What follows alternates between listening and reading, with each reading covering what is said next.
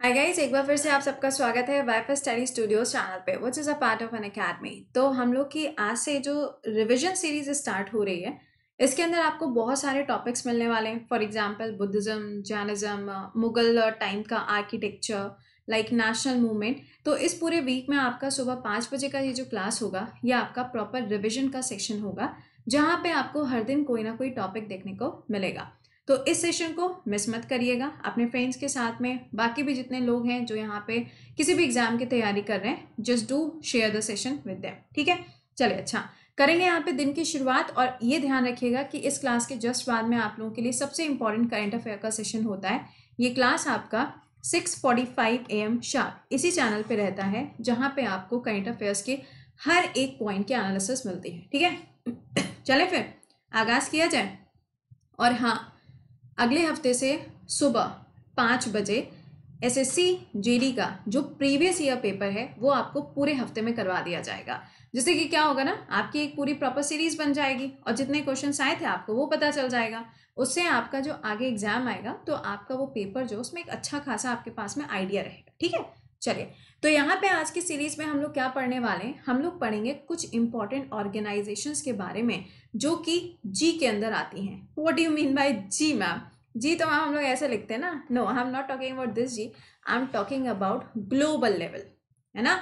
किसके बारे में? ग्रुप के बारे में बात कर रहे हैं जो कि ग्लोबल लेवल पर एग्जिस्ट करते हैं। जैसे कि आपने सुना होगा G4, G7, G10, G11, ये इतने सारे अलग अलग ग्रुप आते हैं और हर दिन इनके बारे में सवाल जो हैं वो आपको इधर उधर देखने को मिल जाते हैं।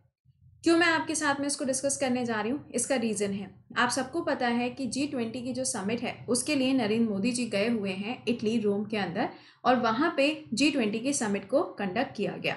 अब आप इस बात को समझ जाइएगा कि G20 हो, G4 हो, G7 हो, G11 हो, G10 हो, कोई भी ग्रुप क्यों ना हो, आपके लिए सवाल बन सकता है।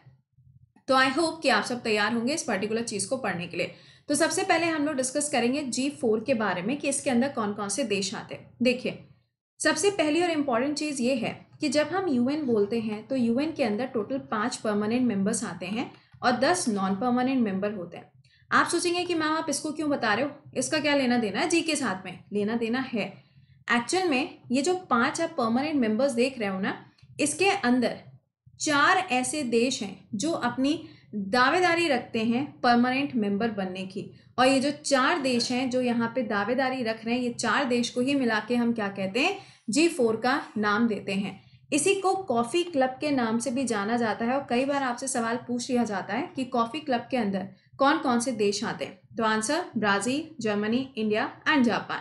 अगर आप अभी प्रेजेंट टाइम में देखो तो इटली के अंदर G20 का सम्मेलन चल रहा है। आप सबको पता है कि इसके बाद में कहाँ होना है, इंडोनेशिया के अंदर होना है, उसके बाद इंडिया के अंदर होना है और उसके बाद इसका आयोजन ब्राज़ील के अंदर होना है। तो ये एक पूरी हायरार्की रहेगी G20 के लिए। बट ये ध्यान रखिएगा कि G4 के अंदर वो सदस्य आते हैं जो यूएन के परमानेंट मेंबर बनने की दावेदारी रखते हैं।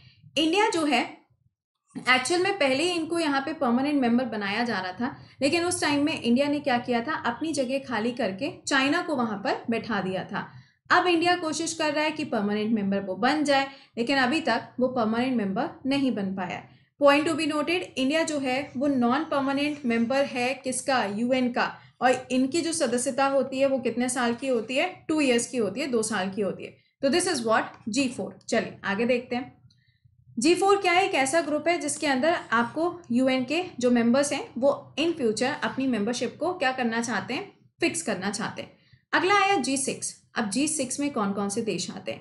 G6 को बनाया गया था 1975 में और एक ये ऐसा ग्रुप है जो यहाँ पे इकोनॉमी के लिए काम करता है। इकोनॉमी का क्या मतलब है, जैसे कि मान लो ऑल ओवर द वर्ल्ड में बहुत सारी कंट्रीज हैं, इंडिया है, चाइना है, ऑस्ट्रेलिया है, साउथ अफ्रीका है। ये हर कंट्री चाहती हैं कि उनका जो ट्रेड है या फिर जो उनका ट्रेड का लेवल है वो बहुत ज़्यादा बढ़ता चला जाए, ताकि उनकी जो इकोनॉमी है वो क्या हो सके, एक एडवांस इकोनॉमी हो सके। तो यहाँ पर G6 के अंदर वो देश आते हैं good in industrial capacity and advanced economy, यानी कि जिनकी इकोनॉमी बहुत अच्छी है और जिनका इंडस्ट्रियल लेवल बहुत अच्छा है। तो इसके अंदर वो सारे देश आते हैं। मैम क्या हमें रट्टा मारने की जरूरत है कि ये कौन से देश होंगे G6 के अंदर? तो ज़रा ध्यान दीजिएगा, G6 की अगर हम बात करें तो यहाँ पर अलग से कुछ देशों को बस जोड़ के क्या बना दिया गया, G7। तो आइए जरा बात करते हैं।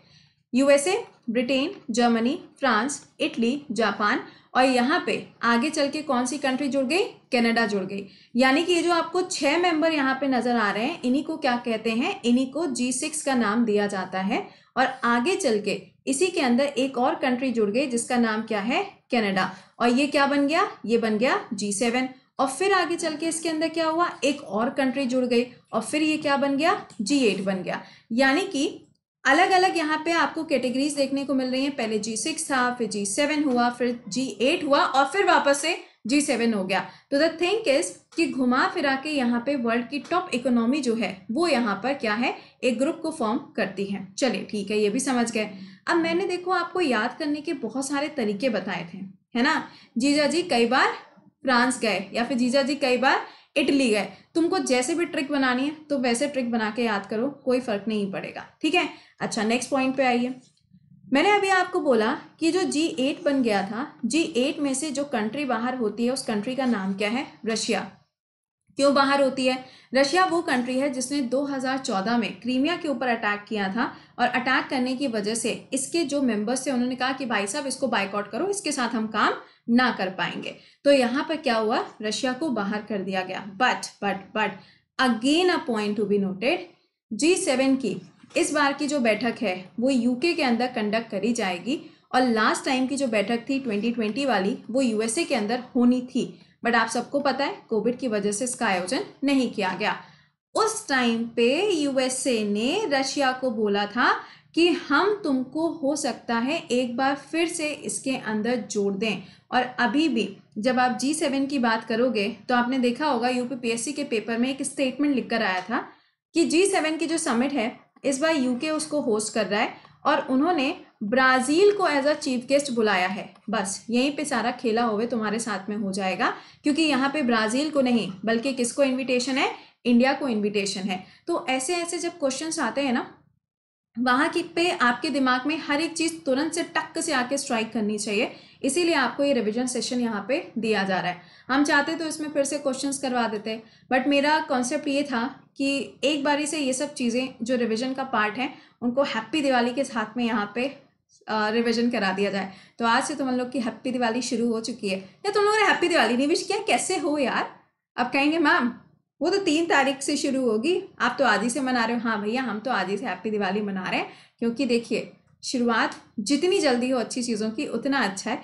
इसीलिए कहते हैं हर दिन पढ़ाई करें ताकि आपका हर दिन बेहतर हुआ करे। चलिए अच्छा आगे चलते हैं। अब आया G7 तो मैंने तुमको बता ही दिया कि इसमें कौन से देश आते हैं। बस ये ध्यान रखना, India is not a part of it. India जो है वो इसका पार्ट नहीं है। इसके अंदर अगर आप देखेंगे तो कौन कौन सी कंट्रीज आ रही हैं वो मैंने आपको बता ही दी है। बस इसमें आगे चल के रशिया जो है उनका टाटा बाय हो गया। ओके, G7 ये आपको मैंने बता ही दिया।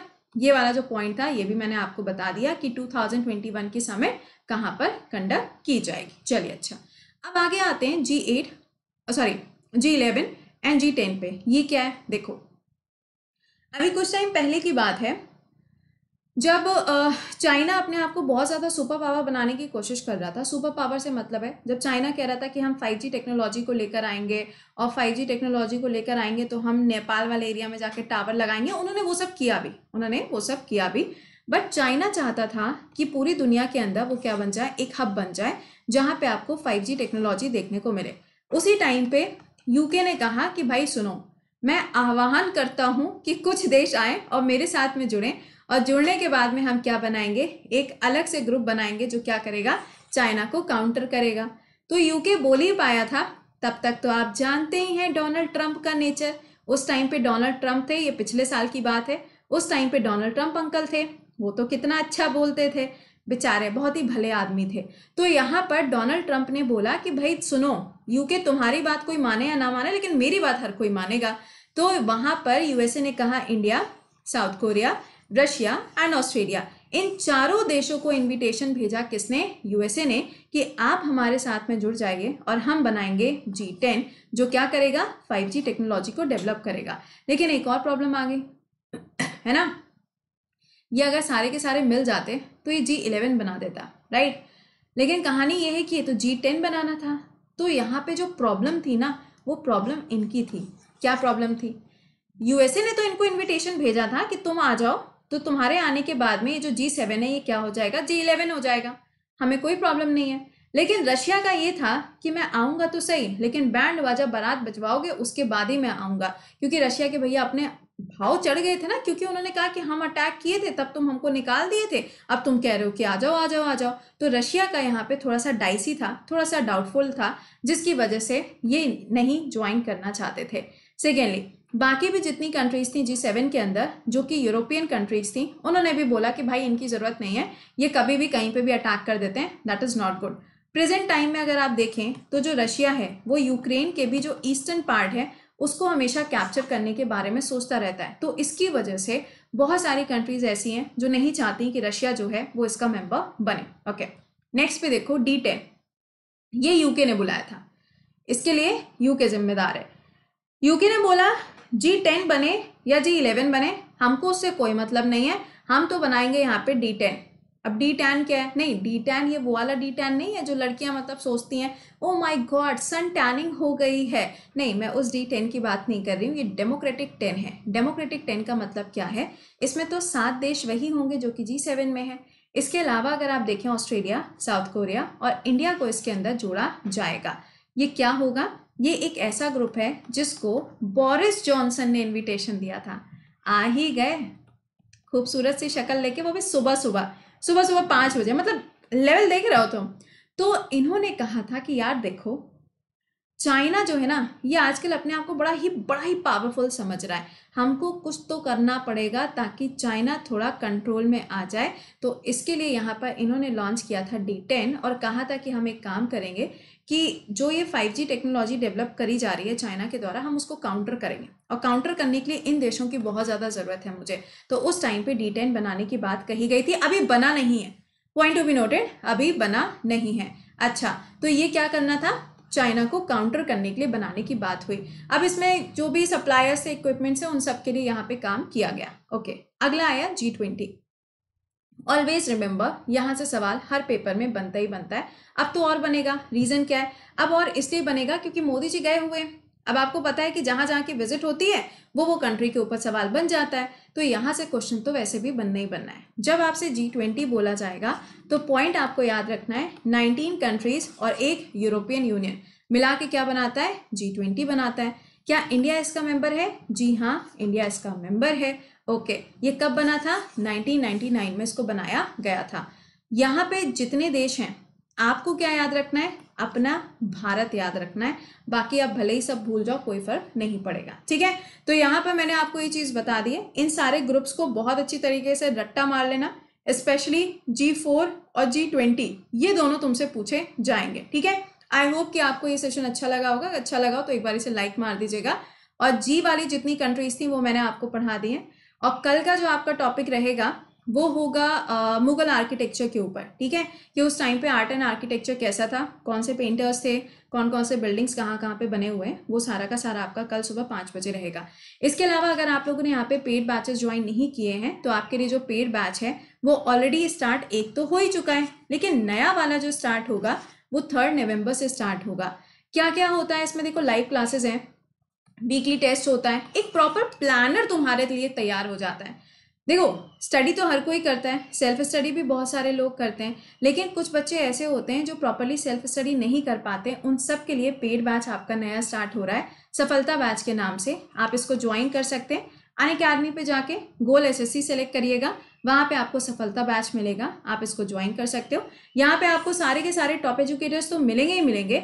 इसके साथ में ये ध्यान रखिएगा कि जब आप इसको ज्वाइन करेंगे तो जो अमाउंट है उसके ऊपर आपको 10% ऑफ मिलेगा when you will use the code कृति10। तो ये अमाउंट आपके लिए कम हो जाता है, करीबन इतना जाके बनेगा। और अगर आप इसको EMI में पे करना चाहते हो तो ये करीबन 293 रुपीज़ के आसपास पर मंथ के हिसाब से बनेगा, ठीक है। So you can join this batch, timely join कर लीजिएगा। सेकेंडली, SSC कॉम्बैक्ट आपका हर संडे को होता है, डोंट मिस इट, इंपॉर्टेंट है।